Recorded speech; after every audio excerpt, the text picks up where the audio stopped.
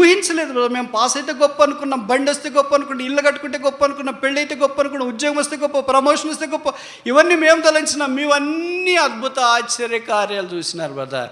ఒక పుస్తకం రాస్తారు బ్రదర్, ఏదో ఒక్కటి చెప్పండి బ్రదర్, యూట్యూబ్లో క్లిప్ పెడతా, వైరల్ అయిపోద్ది. ప్రభా గత సంవత్సరం అంతా ఇయర్ ఆఫ్ ఫెయిల్యూర్, ఇప్పటికి కొత్త సంవత్సరం నాకు అలాగొద్దు. Let this be year of filling. నా బాణలు నింపబడను గాక, నా హృదయం నింపబడను గాక, నా ఇల్లు నింపబడను గాక, నా కుటుంబం నింపబడను గాక, నా కళ్ళు నింపబడను గాక, నా ఆత్మీయ సంబంధమైన సంగతులు నింపబడను గాక, నేను చేరి వచ్చే దేవుని మందిరము నింపబడను గాక. Let this year be year of filling. మందిరం మానేసేవం, వాక్యం చదవడం మానేసేవం, ప్రార్థన చేయడం మానేసేవం, సహవాసం మానేసేవేమో, ప్రభు పరిచయం మానేసేవం, అన్నీ మానేసి ప్రభునే మానేసి వెళ్ళిపోయావేమో. You can come back to him. ఆయన దగ్గర రావచ్చు. దేవుడికి దూరంగా వెళ్ళిపోవడం అది మనిషి స్వభావమే. బహుశా నువ్వు అలాగే వెళ్ళిపోయావేమో. ఆయన లేని బతుకు మనకు లేదు. గత సంవత్సరాలు అంతట్లో మనకు బ్యారన్నెస్ ఉందేమో, ఎండిపోయామేమో, వ్యక్తిగతంగా, కుటుంబంగా, సంఘంగా. ఏమి ఇలాగైపోయింది, ఏం డ్రైనెస్, ఏం విల్డర్నెస్, ఏమి ఇలాగ ఎండిపోయింది. Let this year be year of fruitfulness. మన బట్టలు లేవు అని అనుకుంటా ఉంటే ఎవరో తీసుకుని వచ్చి ఒక ప్లాస్టిక్ కవర్ ఇచ్చినారు, దీంట్లో బట్టలు ఉన్నాయి బ్రదర్ మీరు వాడుకోండి అని. అబ్బా దేవుడు ఎలాగ మన అక్కడ తీరుస్తాడా అని అనుకుంటా. యెహోవా కార్యములు దొడ్డవి, ఆయన మన పక్షాన చేసిన కార్యములు వివరింప, లెక్కింప, ఆలోచింప, గ్రహింప, బోధింప, అనుభవింప శక్యము కానివి, అమితి లేనివి. అయితే మనలో చేసే కార్యములు మనకు చేసిన కార్యములకు భిన్నము. అందుకే హబక్కుక్ అనే ఒక ప్రవక్త సంవత్సరం జరుగుతుండగా నీ కార్యము నూతన పరచుము, revive thy work in the midst of the years. ఆయన పని సంవత్సరాలు జరిగిపోతుండగా ఏమైనా చేయాలనుకుంటున్నాడో అది మన హృదయంతరంగంలో జరగకపోతే ఆ సంవత్సరం మనకు నిష్ప్రయోజనమే. దాదాపు 5 సందర్భాలలో ఆయా సంవత్సరాలలో ప్రభు ఏం చేశాడో మనం పరిగెరుకోవటానికి ఆరంభిస్తాం. పరిచయమైన వాక్య భాగాలే మరలా ఒకసారి గమనికలోనికి తీసుకురావడానికి చేసే చిరు ప్రయత్నమే ఇది. మొదటిది యెషయా గ్రంథము 6వ అధ్యాయం 1వ వచనం.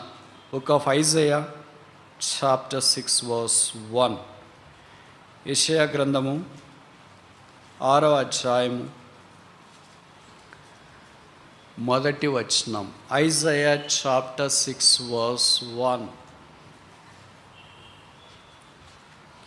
రాజైన ఉజ్జియా మృతి నొందిన సంవత్సరమున అత్యున్నతమైన సింహాసనమందు ప్రభు ఆసనుడై ఉండగా నేను సూచితిని. సంవత్సరము అనే మాటను గురించి ఆలోచించడానికి ఆరంభించినాం. Revive thy work in the midst of the years. ఇక్కడ ఒక సంవత్సరం ప్రస్తావించబడింది. అది రాజైన ఉజ్జియా మృతి నొందిన సంవత్సరం. మంచోళ్ళు ఎక్కువ ఉంటారా, చెడ్డోళ్ళు ఎక్కువ ఉంటారా? వెరీ గుడ్, చాలా ఖచ్చితంగా చెప్తారు. ఎందుకంటే మనం అదే కనుక మన జాతి ఏ జాతి పక్ష ఆ జాతికి వచ్చిన అన్నట్లు చెడ్డోళ్ళు ఎక్కువ ఉంటారు, మంచోళ్ళు చాలా తక్కువ ఉంటారు. 42 మంది రాజుల్లో చెడ్డవాళ్ళు దాదాపు 33 మంది ఉన్నారు. 33 రాజులు. ఇప్పుడు మంచోళ్ళు ఎంతమంది ఉన్నారు? 9 మంది ఉన్నారు. మంచి రాజుల్లో మొదటి రాజు ఎవరు? దావీదు. ఆఖరి మంచి రాజు ఎవరు? మొదటిది గుర్తుంటే ఆఖరిది గుర్తుండదు, ఆఖరిది గుర్తుంటే మొదటిది గుర్తుంది. అదే కదా మన ప్రాబ్లం. అందుకే ఇక్కడే ఉండిపోయాం. యెషయా అంటాం, ఆయన రాజు. మొదటి చెడ్డరాజు ఎవరు? సౌలు. ఆఖరి చెడ్డరాజు ఎవరు? సరే, ఇవన్నీ నేను ఇప్పుడు అడగదలుచుకోలేదు. కానీ విషయం ఏంటంటే 33 మంది చెడ్డరాజుల్లో ఒక చెడ్డరాజుగా ఉజ్జియా పరిగణించబడుతున్నాడు. మంచోడే ఎప్పుడు మొదట, మనం కూడా మంచోళ్ళమే. ఎప్పుడు మొదట రక్షించబడినప్పుడు, బాప్తిసం తీసుకున్నప్పుడు, సువార్తకి వెళ్తున్నప్పుడు అసలు మనల్ని మించిన మంచోళ్ళు లేరు అనుకో. 16 సంవత్సరాలకి రాజు అవుతాడని ఎవరైనా అనుకుంటామా? 16 ఏళ్ళకి మన పిల్లలు ఎక్కడుంటారు? గ్రౌండ్లో ఉంటారు. 16 ఏళ్ళకి ఈయన ఎక్కడికి వచ్చినాడు? సింహాసనం మీదకి వచ్చినాడు. 52 సంవత్సరాలు ఏరాడు. 52 సంవత్సరాలు ఎవరు పరిపాలన చేస్తారు? 5 ఏళ్ళే ఇప్పుడు ఈ దినాల్లో టర్మ్. సెకండ్ టర్మ్ ఇస్తే 10 years, థర్డ్ టర్మ్ ఇస్తే 10. దావీదు లాంటోడు 40 ఏళ్ళు, సొలొమోన్ లాంటోడే 40 ఏళ్ళు, సౌలు లాంటి 40 ఏళ్ళు, 40 ఏళ్ళ వాళ్ళే కొంతమంది ఉన్నారు. కానీ 52 సంవత్సరాలు పరిపాలన చేసి, కానీ చివరికి వచ్చేటప్పటికి విషాదముతో తన యాత్రను ముగించినట్లు మనకు పరిచయం. రాజైన ఉజ్జియా మృతి నొందిన సంవత్సరమున అత్యున్నతమైన సింహాసనమందు ఆసీనుడై ఉండగా నేను చూచితిని. బైబిల్ చరిత్రలో ఇద్దరు స్త్రీలు పరిగెత్తుకొని వెళ్ళారు. వాళ్ళలో మరియా, మగ్దలేని మరియా. వాళ్ళ వర్తమానం ఏంటంటే, we have seen the lord, ప్రభువును చూచితిమి. What message is greater than this, seeing the lord with our eyes of faith. మన విశ్వాసపు నేత్రాలు. వాళ్ళంతా భౌతికంగా చూశారు ప్రభువుని, ఇప్పుడు మనం ఆత్మీయంగా ఆయన్ని చూస్తున్నాం. అంతకంటే గొప్పదైన ఇక కార్యములు భూమి మీద మనం ఏం గమనిస్తాం? బహుశా ఏం గమనించమనుకుంటాం. అందుకే యేసు ప్రభు యొక్క మహిమను గూర్చిన ప్రత్యక్షత జ్ఞానము దేవుడు మనకు ఇవ్వాలని సంకల్పించి ఈ ఏర్పాటులోనికి తీసుకొని వచ్చినాడు. అందుకే యేషయా ప్రభువును సూచన.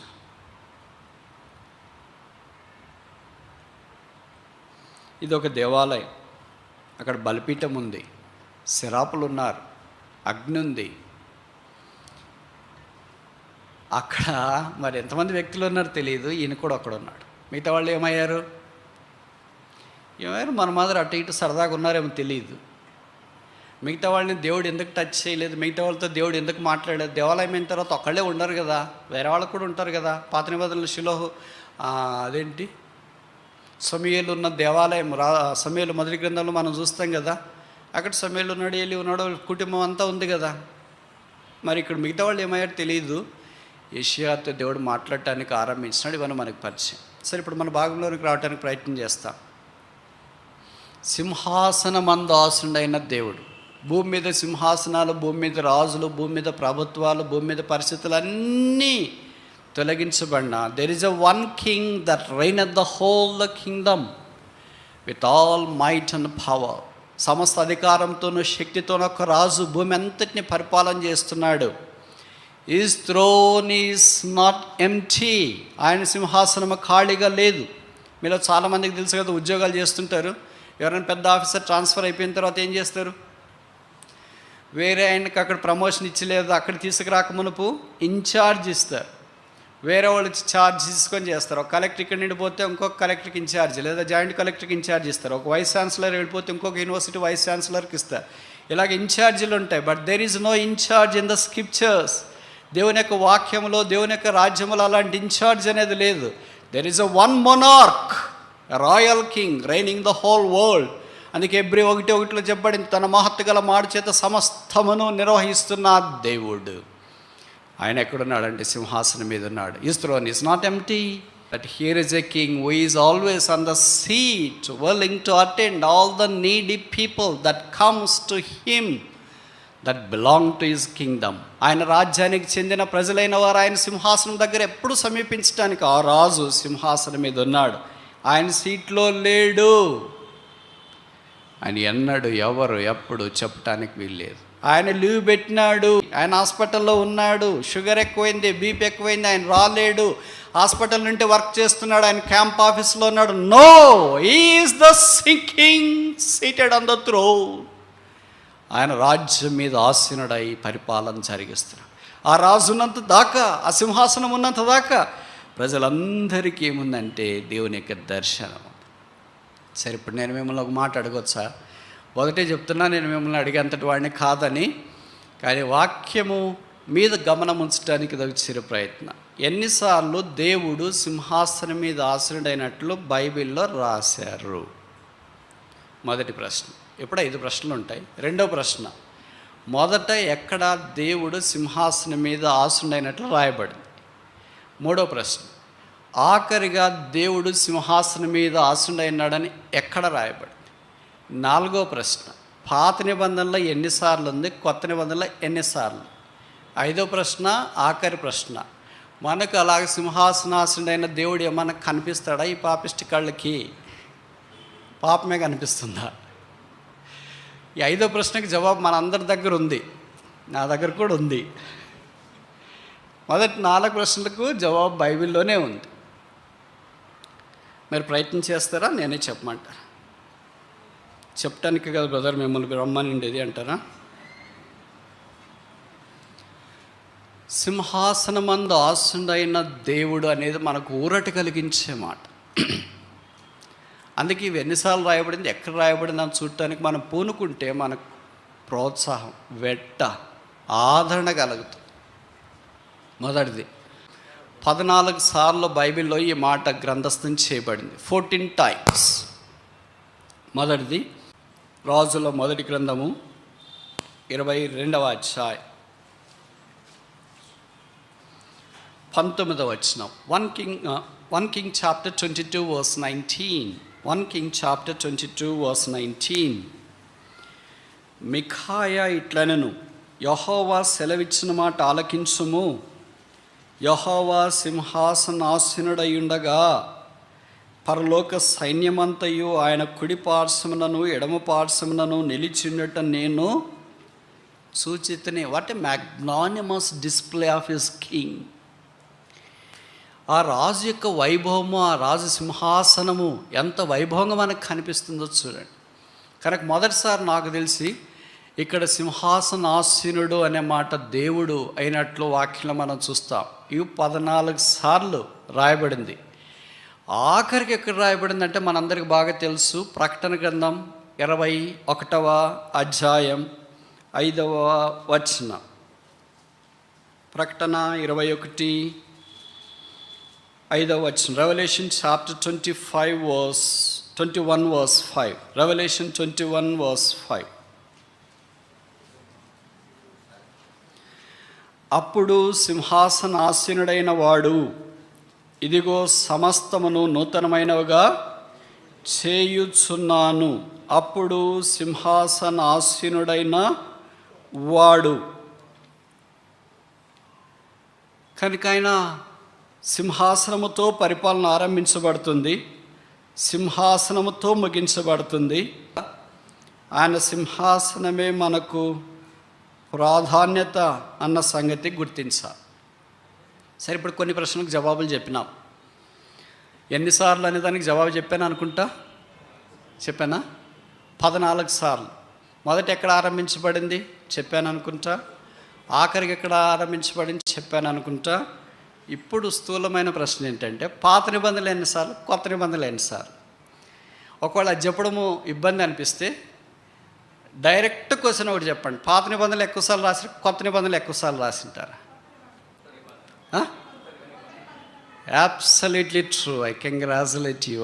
పాత నిబంధన కంటే కొత్త నిబంధనలోనే ఎక్కువసార్లు రాశారు. పాత నిబంధనలో 6 సార్లు రాశారు, కొత్త నిబంధనలో 8 సార్లు రాశారు. So is Kingdom gradually came into the fullest power in the New Testament because the king was born. రాజు పుట్టాడు. మత్తయి సువార్త 2వ అధ్యాయము కొత్త నిబంధనలో మొట్టమొదటి ప్రశ్న, where is he that is Born king of juice? యూదుల రాజుగా పుట్టినవాడు ఎక్కడా? కనుక ఈ రాజు అయిన తర్వాత సింహాసనం ఉంటుంది, రాజు అయిన తర్వాత సింహాసనం లేకుండా ఉండదు. ఇప్పుడు ఒక ఆఫీసర్ పంపించిన తర్వాత, ఒక వ్యక్తి ఉన్న తర్వాత ఆయనకి సింహాసనం లేకుండా ఏముండదు, ఊరికి దారముడు పోయి చాపలో కూర్చుని వచ్చేసి ఏం చెప్పరు. అలాగే రాజు భూమి మీదకు ఉద్భవించిన తర్వాత సింహాసనం మీద ఉన్నాడు. సరే, ఈ సంవత్సరం ఆ సింహాసనము ఖాళీగా లేదు, దాని మీద రాజు ఉన్నాడు, ఆయన రాజ్య పరిపాలన చేస్తున్నాడు, ఆయన సమస్తాన్ని చక్కగా నిర్వహిస్తూ ఉన్నాడు. ఇప్పుడు జరిగిన సంగతి ఏంటంటే, 6వ అధ్యాయం, బుక్ ఆఫ్ ఐజైయా చాప్టర్ 6, యెషయా గ్రంథము 6వ అధ్యాయము 1వ వచనం ఆఖరి వరుస. ఆయన చొక్కాయి అంచులు దేవాలయమును నిండుకొనెను, దేవాలయమును నిండుకొనెను. What best is the decoration of the house of God other than filling covered with the government of this king. రాజు యొక్క చొక్కాయితో దేవాలయం నింపబడటం కంటే ఆ దేవాలయానికి ఇంకా అలంకరణ ఏం కావాలా? ఇంకే గొప్ప అలంకరణ అంత బాగుంటుంది? ఏ అలంకరణ అంత బాగుంటుంది అంటే అర్థం ఏంటంటే అందరూ ఆ చొక్కాయి కింద ఉన్నారా, చొక్కాయి బయట ఉన్నారా? మీకు తెలుసు కదా, ఈ మధ్యలో బయో బబుల్ అని ఒకటి వాడుతున్నారు. క్రికెటర్స్ ఎక్కడైనా వెళ్తే అందరిని ఒకే బబుల్లో ఉంచుతారు. We have also bubble. What is that bubble called?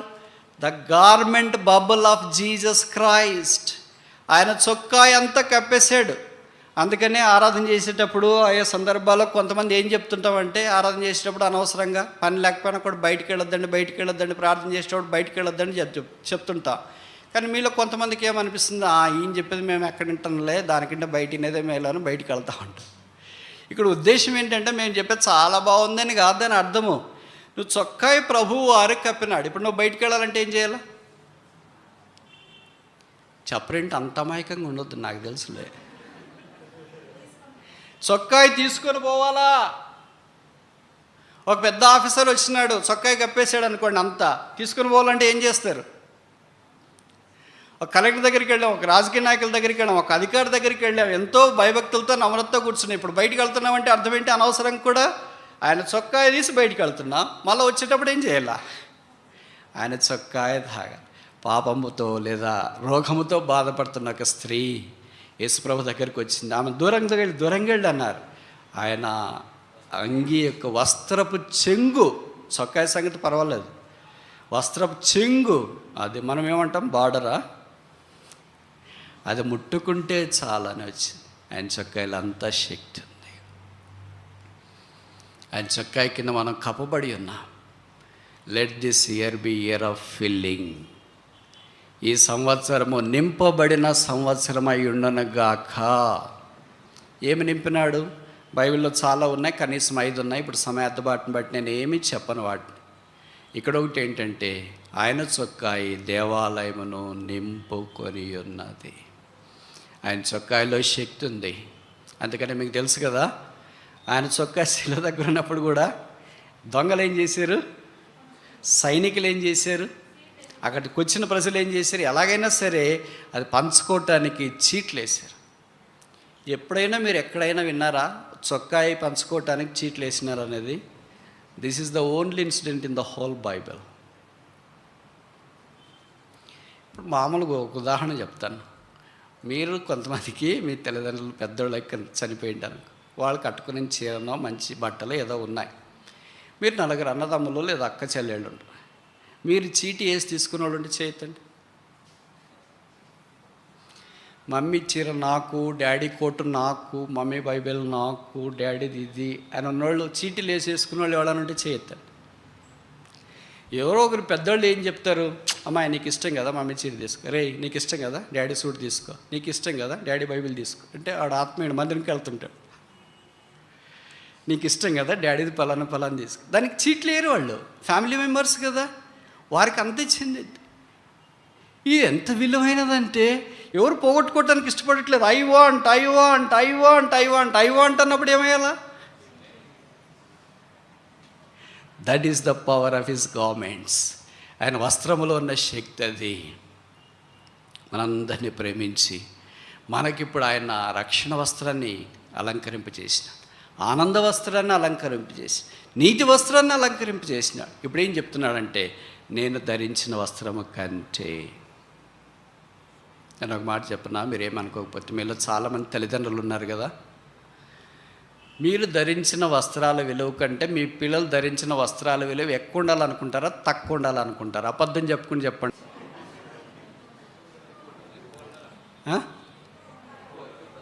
ఏమనుకుంటారు? ఎక్కువ ఉండాలనుకుంటారు.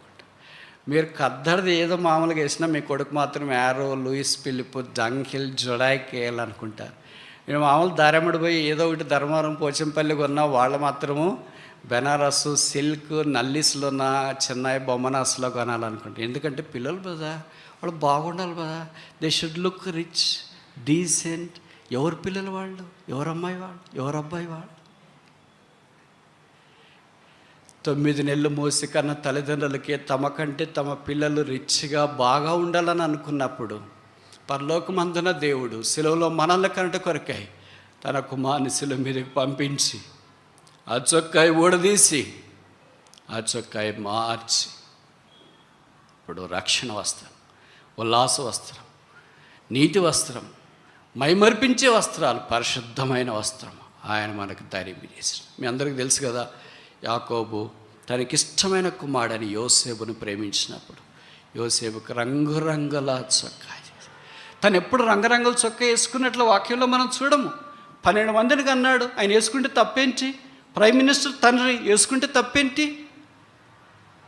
ఆద్యుడు దేవుని ముఖాముఖిగా చూసినవాడు, దేవుడితో మాట్లాడినవాడు, విస్తారమైన ఆస్తి కలిగిన వాడు వేసుకుంటే తప్పేంటి? వేసుకో. నాకంటే నాకు కుమారుడు ఇక్కడికి కావాలి. ఇలాంటి మనసు ఎవరికి ఉంటుంది? It is the heart of the father, it is the heart of the mother.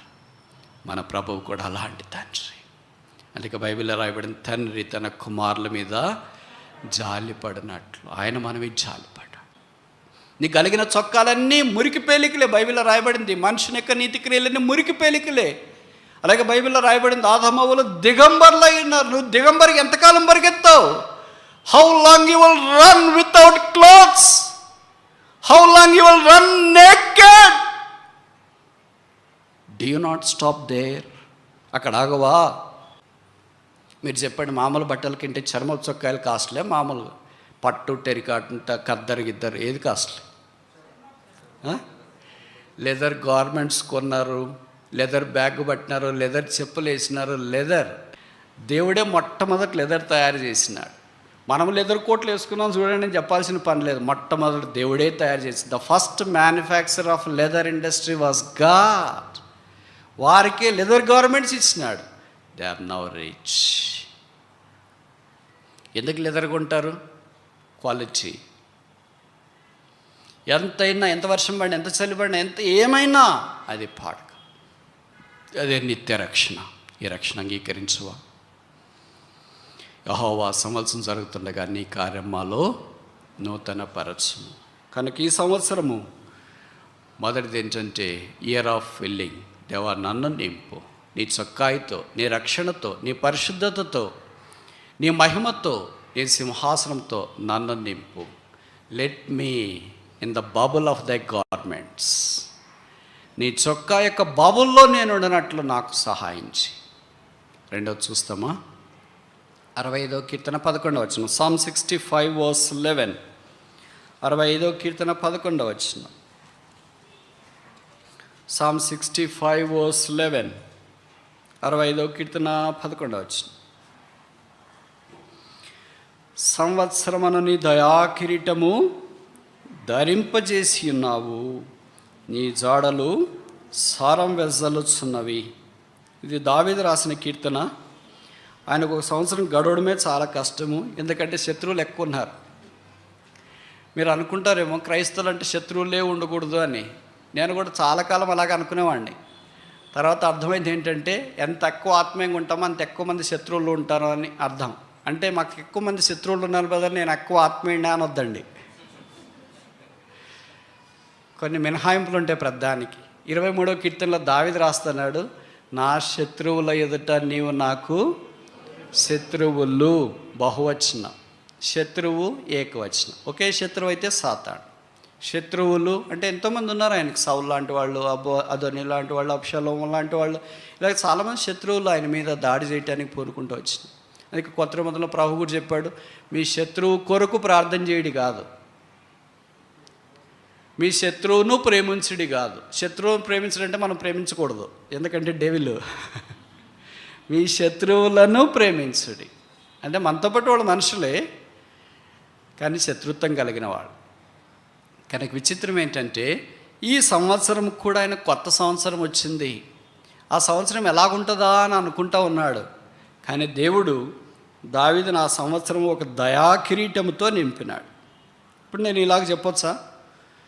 ఎవరినన్నా మిమ్మల్ని అడిగామనుకోండి, మీకు ఎన్ని సంవత్సరాల వయస్సు అని, ఈశ్వరులకు తక్కువ చెప్పుకోవటానికి ట్రై చేస్తాం వీలైనంత దాకా. సరే, 1 సంవత్సరం, 2 ఏళ్ళు, 3 ఏళ్ళు, 10 ఏళ్ళు అనుకో. ఒక్కొక్క సంవత్సరానికి ఒక్కొక్క కిరీటం పెడితే తల మీద 10 ఏళ్ళకి ఎన్ని కిరీటాలు? ఇప్పుడు మీరు ఎట్లా దాటిపోతారో మరి 10 కిరీటాలు పెట్టుకుని తలుపులో నుండి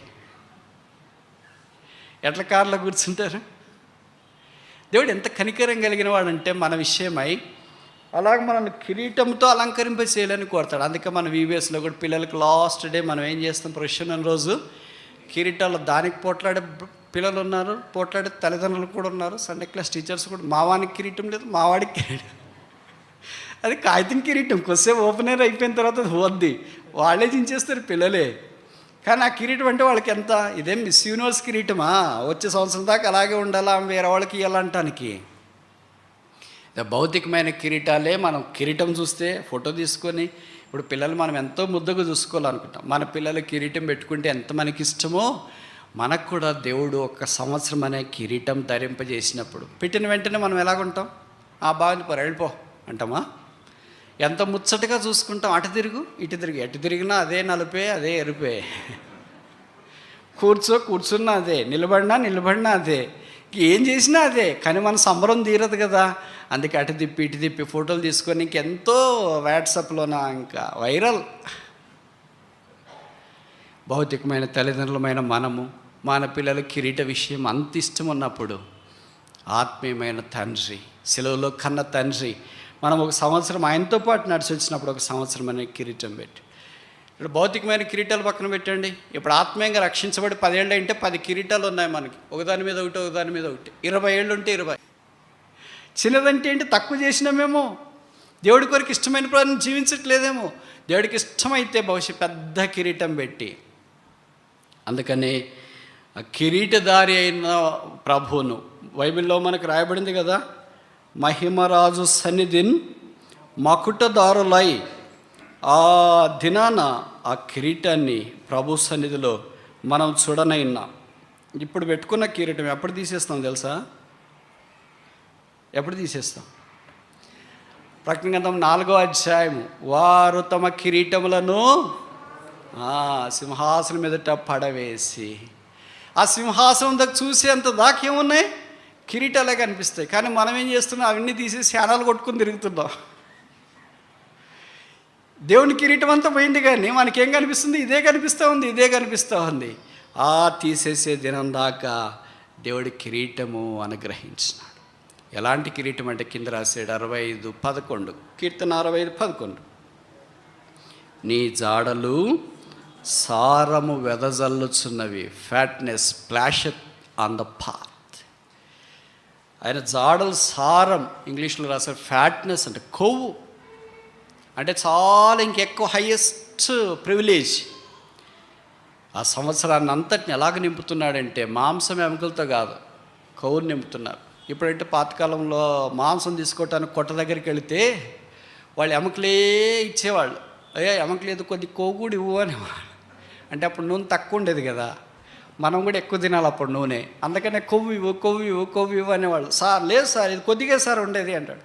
కొద్దిగా ఇవ్వ మాకు కూడా కొద్ది కొవ్వు తీసుకొని వచ్చేవాళ్ళు. ఇప్పుడంటే మనం ఫ్యాట్ వద్దు, తీసేయి, fat free milk, fat free food, all fat free. ఎందుకంటే లోపటే ఉంది మనకి. అప్పుడు లోపల లేదు కనుక బయట కావాలనుకున్నాము.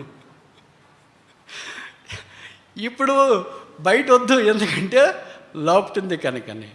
ప్రభుకు స్తోత్రాలు. ఆత్మీయమైన ఆయన కొవ్వు జాడలు సారం వెదజల్లుచున్నాయి. అలాగ సంవత్సరం అంతట్లో తన యొక్క సారం, తన యొక్క మంచితనం 23వ కీర్తనలో అదే చెప్పబడింది. కరుణా కటాక్షములు 23వ కీర్తన అనుకుంటా.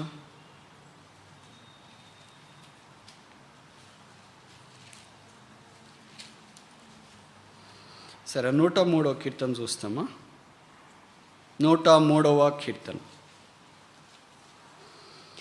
4వ వచనం, Psalm 103:4, కరుణా కటాక్షములన్నీ కిరీటముగా ఉంచుచున్నాడు. కనుక ఆయన పెట్టి కిరీటాలు ఏంటా అంటే ఏమో ఆశ్చర్యంగా చూస్తాం. ఏం కిరీటాలు పెడుతున్నాడు? వజ్రవైడూర్య మరకత మాణిక్య నీళ్ళ కెంపుల పచ్చలతో పెట్టుకుంటున్నాడా? కాదు, కరుణ అనే కిరీటం, కనికరం అనే కిరీటం. ఇదే కదా మనకు కావాల్సింది. దేవుడు కరుణించకపోతే మనం ఏడుంటాం? దేవుడు కనికరించకపోతే మనం ఏడుంటాం? దేవుడు దయ చూపకపోతే మనం ఎక్కడుంటాం? దేవుడు సహాయం చేయకపోతే మనం ఎక్కడుంటాం? కనుక వాటినే దేవుడు కరుణ అనే ఒక కిరీటం, వాత్సల్యత అనే ఒక కిరీటం, తర్వాత మంచితనం అనే ఒక కిరీటం, కృప అనే ఒక కిరీటం, ఇలా కిరీటాలు పెడుతూనే తన యొక్క మంచితనాన్ని అంతటిని మన పక్షాన ఆయన చూపించేవాడు. దీన్ని దావీదు బాగా గుర్తించినాడు. అందుకనే నీ సంవత్సరం అనే దయా కిరీటం ధరింపజేసి ఉన్నావు, నీ జాడలు సారం వెజల్లుచున్నవి. Year of fairness. మన యొక్క ఆత్మీయమైన కొవ్వు ఏంటంటే దేవుని కనికరమే, దేవుని కృపే. అందుకే పౌలు ఏమన్నా, నేనేమై ఉన్నాను అది దేవుని యొక్క కృపే. That is the crown of the fatness of God. అది దేవుని యొక్క సారం వెజల్లే జాడ. అదే దేవుని యొక్క ఆత్మ సంబంధమైన ఫ్యాట్నెస్ మనకు దేవుడు ఇవ్వాలని కోరుతున్నాం. మూడోది చూస్తామా? ఇప్పటిదాకా చూసాం కదా. హబక్కుకు 3వ అధ్యాయం 2వ వచనం. హబక్కుకు 3వ అధ్యాయము 2వ వచనం. Habakkuk chapter 3 verse 2. యెహోవా సంవత్సరం జరుగుతుండగా నీ కార్యము నూతన పరచము. 3వ అధ్యాయము అంత పోయిటిక్గా కనిపిస్తుంది, ఒక పద్య రూపంలోకి వచ్చినట్లుంది. మొదటి అధ్యాయము 2వ అధ్యాయము మామూలుగా హబక్కుకు మాట్లాడినట్టు మనకు జ్ఞాపకం చేయబడుతుంది. హబక్కుక్ అంటే ఎంబ్రేజ్, కౌగిలించుకొనుట, హత్తుకొనుట అని అర్థం. ఆయన ప్రభువుని హత్తుకున్నాడు, ప్రభు వాక్యాన్ని హత్తుకున్నాడు. అందుకే దేవుని కార్యం ఆయనలో నూతనంగా జరిపించబడాలని దేవుని యొక్క ఉద్దేశం. మనం ప్రభువుని హత్తుకున్నప్పుడు, అందుకే బైబిల్లో రాయబడింది కదా, కుమారుని ముద్దు పెట్టుకునడి. ఆ ప్రభు దగ్గరికి మనం రాకుండా ఎక్కడో ప్రయత్నం చేస్తే, ఎక్కడో పరుగులు తీస్తే మనం ఆయన యొక్క సారములోనికి రాలేం. గ్రాఫ్టింగ్, కట్టబడుట అంట. అడవి ఒలివ మొక్కను తీసుకొని వచ్చి మామూలు ఒలివ మొక్కకి ఇప్పుడు ఏం చేస్తున్నారు? అంట కడుతున్నారు. అలాగే పాపిని తీసుకుని వచ్చి పరిశుద్ధునికి సిలువలో అంట కట్టబడింది. ఇప్పుడు ఈ అంట కట్టబడడం ద్వారా మామూలుగా ఉన్న మొక్క యొక్క సారము దాంట్లో కూడా ప్రవేశించి దాని యొక్క సత్తువును అది నిస్సత్తువుగా చేసి ఈ సారము దాంట్లోకి వ్యాపించేటట్లు చేయాలని దేవుని యొక్క ఉద్దేశం. ఇప్పుడు హబక్కుకు దినాల్లో చాలా ప్రశ్నలు ఆయనకు వచ్చినాయి. దాంట్లో ఒకటి ఏంటంటే, హౌ లాంగ్, ఎన్నాళ్ళు మొరపెట్టాలా? హౌ లాంగ్, ఎంతకాలం ఈ దోషం చూడాలా? మూడవది, వై ఆర్ యూ సైలెంట్, ఎందుకు నువ్వు మౌనంగా ఉన్నావు? మన ప్రశ్నలు కూడా దాదాపు ఇవే కదా. ఎంతకాలం ప్రార్థన చేయాలి బ్రదర్? కొంతమంది నాకు చెప్తుంటారు, బ్రదర్ చాలా కాలంగా ప్రార్థన చేస్తున్నా, నీరసం వచ్చేసిపోయిందని. అవును, వాస్తవం ఇది. అందుకనే కదా దీనికి మాత్రం విసుకొద్దు అని చెప్పాడు లూకాసు 18వ అధ్యాయం 1వ వచనం. వారు విసుకక ప్రార్థన చేయించుండవాలని అంటే ప్రార్థనలోనే విసుగు వస్తుంది, మిగతా దేంట్లో రాదు విసుగు. వస్తుందంటారా? దాంట్లోనే విసుగు వస్తుంది. అందుకని విసుగక ప్రార్థన చేయించుండవాలని. మనం ఏంటి, కొంతకాలం ప్రార్థన చేసిన తర్వాత మన ప్రార్థన మనవి అంగీకరించబడలేదని మనం అనుకుంటాం, ప్రార్థన చేయడం మానేస్తాం. ఎందుకంటే ఎంతకాలం ప్రార్థన చేయాలి? మా ఆయన రక్షించబడట్లేదు, మా ఆవిడ రక్షించబడట్లేదు, మా పిల్లలు రక్షించబడట్లేదు, మేము చేరి వచ్చే స్థానిక సంఘంలో వృద్ధి లేదు, ఎంతకాలం ప్రార్థన చేయాలి? How long? ఎంతకాలం దేవుడి దోషము చూస్తూనే ఉంటాడు. How long God will see all this wickedness? ఎంతకాలం ఆయన మౌనంగా ఉంటాడు? ఇలాంటి ప్రశ్నలు ఏమంటే మనం చాలా వేస్తాం. కానీ ఇప్పుడు చివరికి ఏమొచ్చినాడంటే, before he could see others around him, God wanted him to see inside of him. మన చుట్టూన్న వారిని చూడక మునుపు దేవుడు మనకేం చెప్తున్నాడంటే, మొదట నిన్ను చూసుకో లోపట అని చెప్తున్నాడు. అందుకని చూసుకున్న తర్వాత ఆయన ప్రార్థన ఇప్పుడు ఆరంభమైంది 3వ అధ్యాయంలో. Revive thy work in the means of the years. మొదట నాలో నీ కార్యము నూతన పరచము, తర్వాత మిగతా వాళ్ళ సంగతి. నాలో నూతనపరచబడలేదు కానీ నేను మిగతా వాళ్ళని గురించి ఆలోచిస్తున్నాను. హబక్కుకు ప్రవక్త దేవుని ద్వారా పంపించబడిన వ్యక్తే. ఈయన ప్రవక్త, ఈయన తర్వాత ప్రీస్ట్, యాజకుడై ఉండొచ్చు. ఇంకా కొంతమంది బైబిల్ పండితులు అంటారు ఈజ్ అ పోయట్, ఆయన ఏంటి కవి. కనుక ఇలాగ రకరకాల పాత్రలు ఆయన పోషించిన ఆయన మనసులో ఈ ప్రశ్న ఉండిపోయింది, సహవాసం సహవాసం సహవాసం. ఇయర్ ఆఫ్ ఫెలోషిప్, సహవాస సంవత్సరం. ప్రభువుతో మన సహవాసం. దేవుడు మొట్టమొదటి మనం పిలిచింది అదే. అందుకే కొరింథీయులకు రాసిన మొదటి పత్రికలో చెప్పబడింది, తన కుమారుని సహవాసమునకు మనలను పిలిచినవాడు నమ్మదగినవాడు. అలా యోహాను రాసిన మొదటి పత్రిక మొదటి అధ్యాయంలో చెప్పబడింది, మన సహవాసం అయితే. కనుక we are called to have fellowship with that most God. ఉన్నతమైన దేవుని దగ్గర సహవాసం ఉండడానికి మనం పిలువబడ్డాం. మనకి ఇష్టం ఉండదే. మనకి ఏ సహవాసం ఇష్టమో? కీర్తన 1:1, దుష్టుల ఆలోచన చొప్పున నడవక, పాపల మార్గం విడవక, అపహాసక దుష్టుల సహవాసం మనకు కావాలి, లోకస్తుల సహవాసం కావాలి, పాపం యొక్క సహవాసం కావాలి. ఆ సహవాసంలోకి వెళ్ళాలని మనం పరుగులు తీస్తున్నాం. We have more gravity, we have more pull to other sin. ప్రభు అంటాడు, నా సహవాసానికి రండి, నా దగ్గరికి రండి. విచిత్రం ఏంటంటే, దేవుని యొక్క కార్యాలు మనం చూసినంత మాత్రం ఆయనతో సహవాసం ఉన్నామని అర్థం. దేవుడు తన మంచితనాన్ని బట్టి కొన్నిసార్లు కార్యం చేస్తుంటాడు. మీకులో చాలామందికి తెలుసు కదా, ఎవరి జీవితాల్లోనైనా దేవుడు అద్భుతాలు చేసినాడు అని అంటే అది ఇశ్రాయేలీయుల యొక్క జీవితంలోనే. ఎక్కడైనా అద్భుతాలు చేసినాడంటే అరణ్యంలోనే. మీరు ఊహిస్తారా? మామూలు చిన్న చిన్న కార్యాలు జరిగితేనే, ఎక్కడో దారిమడి వెళ్తున్నాం, మీ బండి పంచర్ అయిపోయింది, ఎవరో మీకు సహాయం చేసినారు, బ్రదర్ లిఫ్ట్ ఇస్తాను రండి అన్నారు. అబ్బా మనం అనుకుంటాం, అబ్బా ఎలాగంటాం? దేవుడు పంపించినాడు ఈ సహాయం. క్రైస్తవేతరులు అయితే దేవుడు వచ్చినట్లు వచ్చినారండి. మీరు ఆపదలో ఉన్న వాళ్ళకి ఎవరన్నా సహాయం చేస్తే దేవుడు మాదిరి భావిస్తాం. మనమైతే దేవుడు ఎలాగ సహాయం చేసినాడు అనుకుంటాం. అలాగే మన భోజనం పానం విషయంలోనో ఎవరో అక్కరు ఉన్నప్పుడు ఎవరైనా వచ్చి ఒక పూట భోజనం చేస్తారండి అంటే, అబ్బా దేవుడు ఎలాగ భోజనం నాకు సిద్ధపరిచినాడు అనుకుంటా. Can God provide table in the wilderness? దేవుడు అరణ్యంలో భోజనం సిద్ధపరచగలడా ఆయన ప్రశ్నకు జవాబు ఇదే అనుకుంటాం. మనం బట్టలు లేవు అని అనుకుంటా ఉంటే ఎవరో తీసుకుని వచ్చి ఒక ప్లాస్టిక్ కవర్ ఇచ్చినాను, దీంట్లో బట్టలు ఉన్నాయి బ్రదర్ మీరు వాడుకోండి అని. అబ్బా దేవుడు ఎలాగ మన అక్కడ తీరుస్తాడా అని అనుకుంటా. ఇంతకంటే గొప్ప కార్యాలు పాత నిబంధన దినాల్లో చేసిన. మీరు ఊహిస్తారా? ఉదయం లేచిన వెంటనే మీ ఇంటి మీద అంత బ్రెడ్ మాంసం ముక్కలు పడ్డాయి అనుకో, ఎలాగ మీరు ఫీల్ అవుతారు? అలాగ ఒకరోజు కాదు, ఒక వారం కాదు, ఆదివారం ఒకటే పడితే ఎవరో తెచ్చిపెట్టిపోయినారేమో అనుకుంటాం. కావాలని నీకు దేవుడి మీద నమ్మకం ఉండదు. ఫోన్ చేస్తాం మమ్మీకో డాడీకో, డాడీ మీరు పంపించారా డాడీ? మీ చెల్లికో మీ అక్కకో మీ అన్నకో అందరికి ఫోన్ చేసి ఎవరు పంపలేదన్నప్పుడు మందిరికి ఫోన్ చేసి, బ్రదర్ మీరేమైనా పంపించారా అండి? మేము కూడా పంపించలేదు. అప్పుడు ఎవరో పిల్లలు చెప్తారు, మా ప్రభు ఏమన్నా పంపించాడు. అవునరా నువ్వు కరెక్ట్ చెప్పినావు, పిల్లోనికే లేదు మనకి కలగదు. అప్పుడు కానీ మనకి దేవుడు గుర్తురాడు. అలాగ ఒక్కరోజు కాదు, ఒక వారం కాదు, ఒక మాసం కాదు, ఒక సంవత్సరం కాదు, ఒక దశాబ్దం కాదు, 40 ఏళ్ళు 4 దశాబ్దాలు ప్రతిరోజు క్రమం తప్పుకుని వర్షకాలం, చలికాలం, గాలికాలం, ఎండాకాలం, ఏ కాలమన్నా నువ్వు తీసుకో, ప్రతిరోజు పడింది. ఇలాంటి అద్భుతాలు ఎవరైనా చూసారు? చేయతండి. లేదు కదా. పుట్టినప్పటి నుండి ఒకే రకమైన జత చెప్పులు వేసుకున్నాను, ఇప్పటిదాకా అరిగిపోలేదన్న వాళ్ళు చేయతండి. 6 నెలలకు మన చెప్పులు పాడైపోయింది, షేప్ మారిపోయి డీ షేప్ అయిపోయింది, దాన్ని కుట్టుకొని పాలిష్ చేసుకొని అన్నీ చేసుకొని ఇంక చివరికి దేవుడు ఏం అనుకుంటాడంటే వీడి చెప్పులు మార్చేటట్లు లేడు. నిజం దేవుడికి మన విషయం ఎంత కన్సర్నో తెలుసా? మనం మార్చేటట్లు లేము అని ఇలాంటి ప్రత్యేక కూడికలు ఏర్పాటు చేస్తారు. ఎలాగో మనం వచ్చేటప్పుడు లేటుకు వస్తాం, మన చెప్పులు బయటే వదిలేసి రమ్మని చెప్తారు అక్కడ ఉన్నవాళ్ళు. వదిలేసి వస్తాం. ఇక్కడ మనం ఏమనుకుంటాం, మా చెప్పులు ఏం తీసుకుపోతుందిలే, ఎవరు తీసుకెళ్తుంది, ఎవరు ఎత్తుకెళ్తే కొత్తదే అని. వాక్యం ఫుల్ గినే సభ చాలా బాగుంది అనుకుని బయటికి వెళ్తాం. చెప్పుల స్టాండ్ అంతా తిరిగిన తర్వాత లేదు, అందరూ వెళ్ళిపోయారు, అక్కడ లేదు ఒకే చెప్పు మిగిలింది.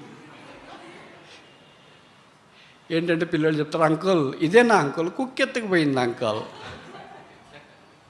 అప్పుడు కానీ మనం సెట్గా, ఓహో దేవుడు ఇట్లు కూడా వర్క్ చేస్తాడా? అప్పుడు కొత్తది వెళ్ళి బాటా షోరూంలోనే ఎక్కడ అవుతే చెప్పులు తీసుకుని, ప్రభు చెప్పులు పోయినాయి, నువ్వు తీవనాయినా నాకు తెలుసు.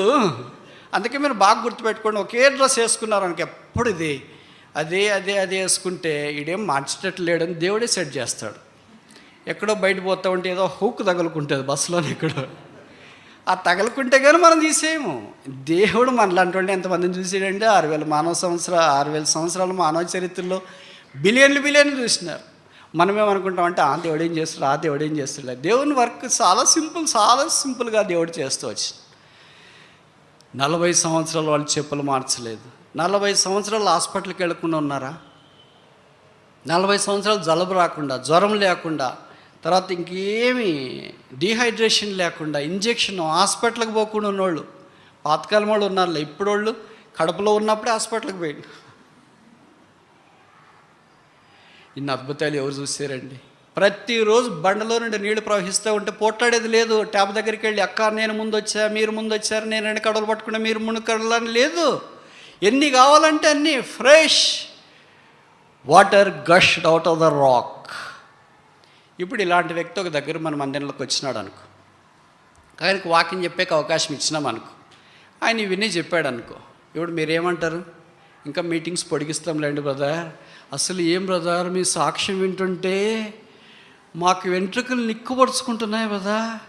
అయ్యో brother, you will be the main speaker because the Lord has wrought great wonders. మీ మధ్యలో గొప్ప కారు అసలు మేము ఊహించలేదు బ్రదర్. మేము పాస్ అయితే గొప్ప అనుకున్నాం, బండి వస్తే గొప్ప అనుకున్నాం, ఇల్లు కట్టుకుంటే గొప్ప అనుకున్నాం, పెళ్ళి అయితే గొప్ప అనుకున్నాం, ఉద్యోగం వస్తే గొప్ప, ప్రమోషన్ వస్తే గొప్ప, ఇవన్నీ మేము తలంచినాం. మీవన్నీ అద్భుత ఆశ్చర్య కార్యాలు చూసినారు బ్రదర్.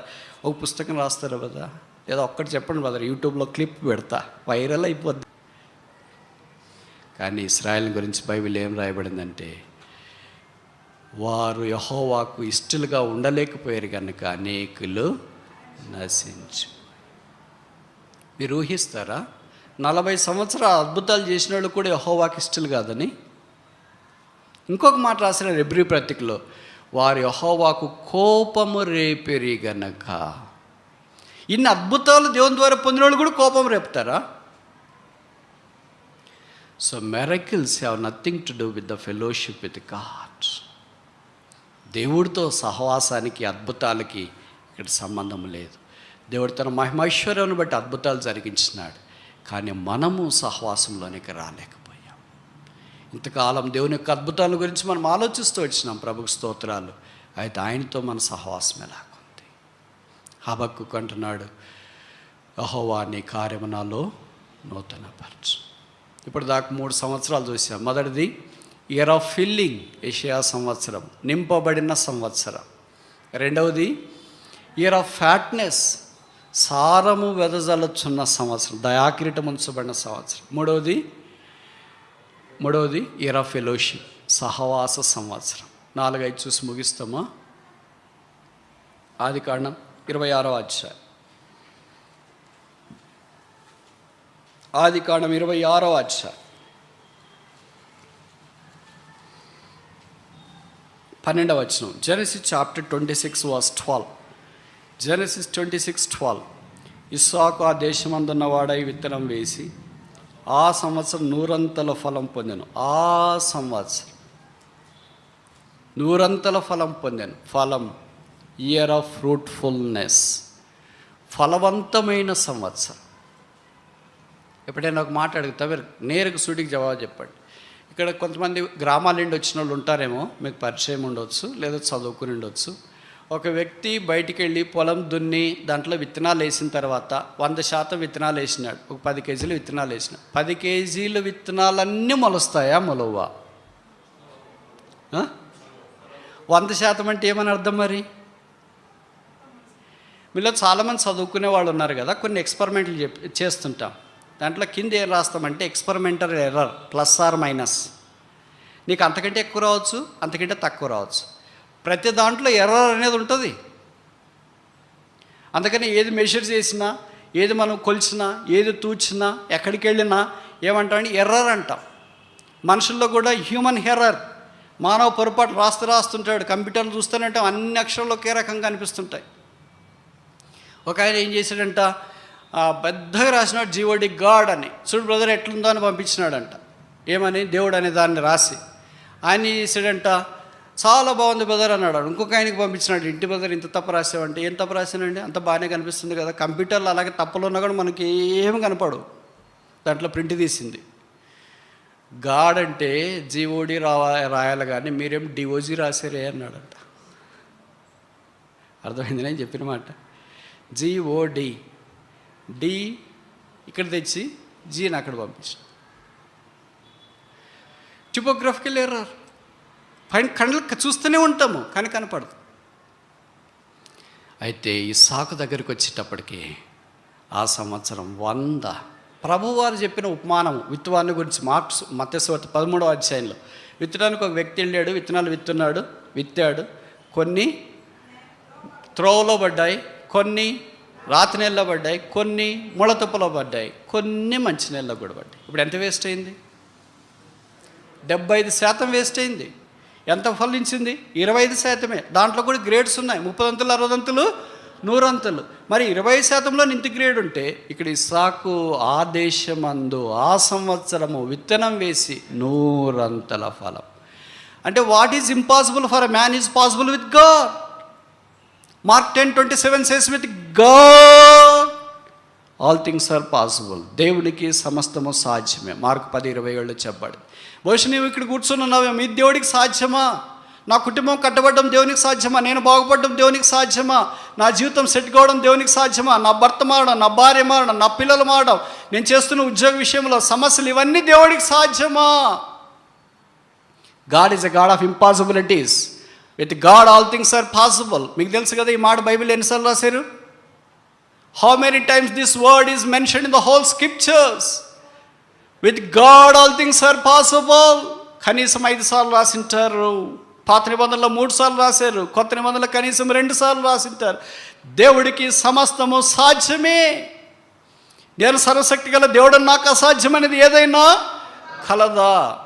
నమ్ముట నీ వలనైతే నమ్మవాడికి సమస్తము అకార్డింగ్ టు యువర్ ఫెయిత్ అని చెప్పబడింది.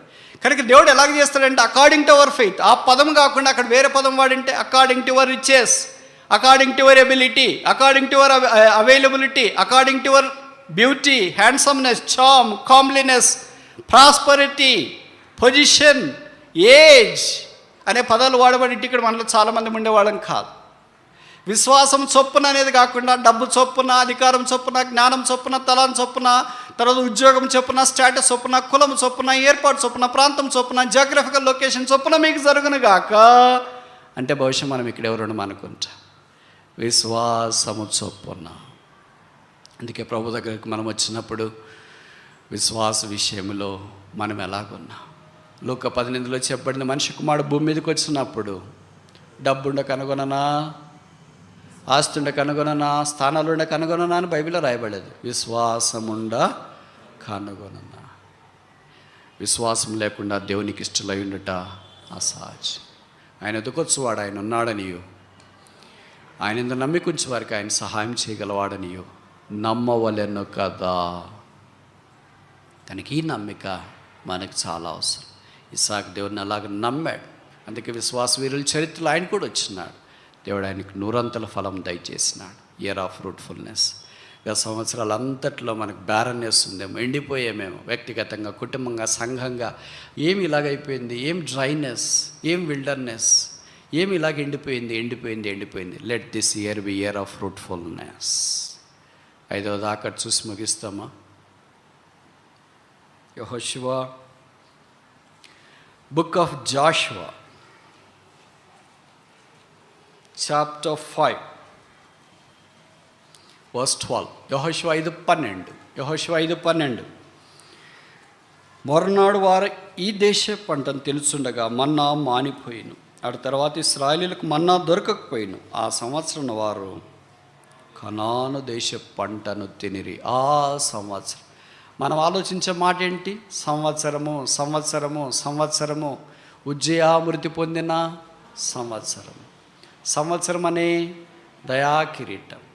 3వది సంవత్సరములు జరుగుతుండగా నీ కార్యము నూతన భాష. 4వది ఆ సంవత్సరము ఇస్సాకు 100 అంతల ఫలం పొందాడు. 4వది ఆ సంవత్సరమున వారు కనాను పంట తినేరి. ఇప్పుడు దాకా ఏం తిన్నారు మరి? నేను ఇందాక చెప్పాను కదా, వాళ్ళు మన్నా భుజిస్తూ వచ్చినారు.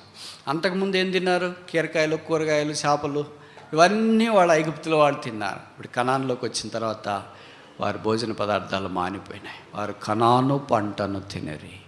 ఇప్పుడు కొత్త నిబంధనలకు మనం వచ్చిన తర్వాత మన కనాను ఎవరు? యేసుక్రీస్తు ప్రభువే. Christ is our Canaan. ఇప్పుడు మనం అక్కడి నుండి అరణ్యంలో నుండి ఇప్పుడు క్రీస్తులోనికి వచ్చినాము. ఇప్పుడు క్రీస్తులోనికి వచ్చిన తర్వాత ఆయన నా శరీరం తిని నా రక్తం త్రాగువాడు నిత్యజీవం గలవాడు, అంత్య దినాన వాడిని నేను లేపు. ఈ మాట చెప్పిన తర్వాత యోహాను 6:66లో చెప్పబడింది. ఆ మాట విని అనేకులు వెనుదీసిరి. వారు మరెన్నడూ ఆయనను వెంబడించలేదు. యేసు ప్రభు శిష్యులు ఎంతమంది? ఆరంభంలో 70 మంది ఉన్నారు. అనేకులు వెనదీసిరి అంటే ఎంతమంది వెనదీశారు? 58 మంది. ఎంతమంది మిగిలారు? 12 మంది. ఎందుకు వెనక్కి తీసినారు? చాలా సామాన్యమైన కారణం. వాళ్ళు ఏమంటే అక్షరానుసారంగా అర్థం చేసుకున్నారు. ప్రభు అన్నాడు, నా శరీరం తిన నా రక్తం త్రాగవాడు నిత్యజీవం గలవాడు, అంత తిన నేను వాడిని లేపుతా అంటే ఆ దినాల్లో ఏమి సిద్ధాంతం ఉండేదంటే ఎవరైనా ఒక వ్యక్తిని ఇంకో వ్యక్తి తింటే నరమాంస భక్షకులు అంటారు కదా, అలాంటి వ్యక్తిని అంటే తిన్న వ్యక్తిని ఊరికి వలపట తీసుకుని వెళ్ళి రాళ్లతో చావగొట్టి పెద్ద సమాధి కట్టి దాని మీద పేరు రాసేవాడు, నరమాంస భక్షకుడు అని, ఎపిటోమ్. దానికి సున్నం కొట్టేవాళ్ళు. ఆ దారిమ్మడి వచ్చేవాళ్ళు వెళ్ళేవాళ్ళు సమాధి చూసి, ఓహో ఇంతకు చచ్చిపోయాడురా నరమాంస భక్షకుడు, అందుకే చంపేశారు రాళ్ళతో చావగొట్టి. కానీ ఇంకెవరు ఆ పని చేయకుండానట్లు అలాగే సమాధులు వారు ఉంచేవారు. ఈ 58 మంది ఏమనుకున్నారంటే మన మాదిరి బాగా తెలివైన వాళ్ళు, ఏదో బతికినంతకాలం బతుకుతాం, ఈయన దగ్గరికి వస్తే చంపేసేటట్టు ఉన్నాడు, బతికిస్తాడు అనుకుని వస్తే చంపేసేటట్టు ఉన్నాడు, కానీ వెళ్ళి మనం బతుకుతామని వాళ్ళు వెళ్ళిపోయారు. This is one of the saddest statements ever written in the scriptures. They never followed him again. వారు ఆయనను మరలా వెంబడింపలేదు. It is manly, it is human nature to have a backsliding, but it's not human nature to be away all the time in your life outside from the cross of Jesus Christ. You can come back to him. మనిషి స్వభావం ఏంటంటే విశ్వాసఘాతకుడిగా ఉండడం, దేవుడికి దూరంగా వెళ్ళిపోవడం, అది మనిషి స్వభావమే. బహుశా నువ్వు అలాగే వెళ్ళిపోయావేమో. ఈ 12 మంది మిగిలారంటే వీళ్ళేమనుకున్నారు, మనల్ని కూడా ఇట్లాగ చంపేసి ఇలాగ సమాధులు చేసినా పర్వాలేదు అనుకున్నారా?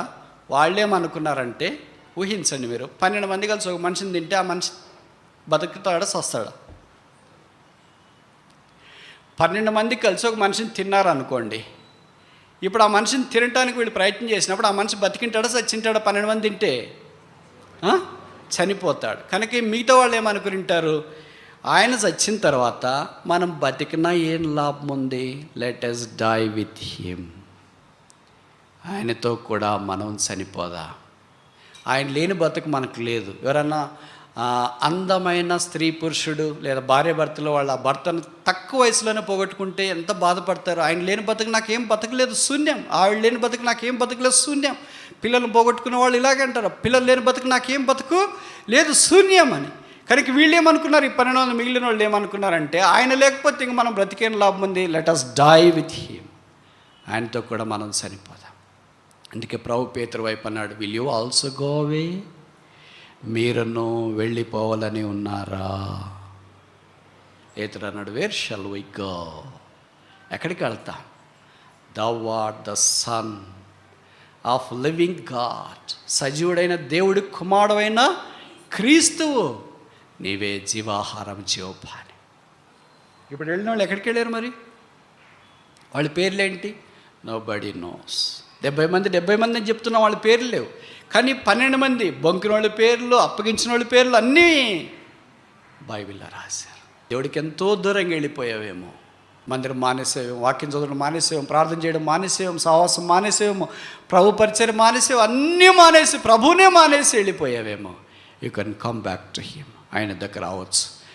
యోహాను మొదటి పత్రిక 1వ అధ్యాయం 7వ వచనం, 1 John 1:7 says, యేసు రక్తము ప్రతి పాపము నుండి పవిత్రులుగా చేస్తుంది. యేసు రక్తం కడగలేనంత ఘోర పాపము ఏది ఎప్పుడు ఎన్నడూ జరగలేదు. అలాగని యేసు రక్తం కడిగేస్తుంది కదా, ఏ నేరమైనా ఏ ఘోరమైనా చేయలేను కాదు దీని అర్థం. ప్రభు గత సంవత్సరం అంతా ఇయర్ ఆఫ్ ఫెయిల్యూర్, ఇప్పుడు ఈ కొత్త సంవత్సరం నాకు అలాగొద్దు. Let this be year of filling. నా బాణలు నింపబడను గాక, నా హృదయం నింపబడను గాక, నా ఇల్లు నింపబడను గాక, నా కుటుంబం నింపబడను గాక, నా కళ్ళు నింపబడను గాక, నా ఆత్మీయ సంబంధమైన సంగతులు నింపబడను గాక, నేను చేరి వచ్చే దేవుని మందిరము నింపబడను గాక. Let this year be year of filling. రెండవది, let this year be year of fatness. నీ సారము నేను అనుభవించలేకపోయాను, అది ఎంత రుచిగా ఉందో నాకు గుర్తించలేకపోయాను. కీర్తనకాడు అన్నాడు, నేను ధ్యానిస్తున్నప్పుడు క్రొవ్వు మెదడు దొరికినట్టుగా నాకు అనిపించింది. అయ్యో నాకు అలాగ అనిపించలేదు.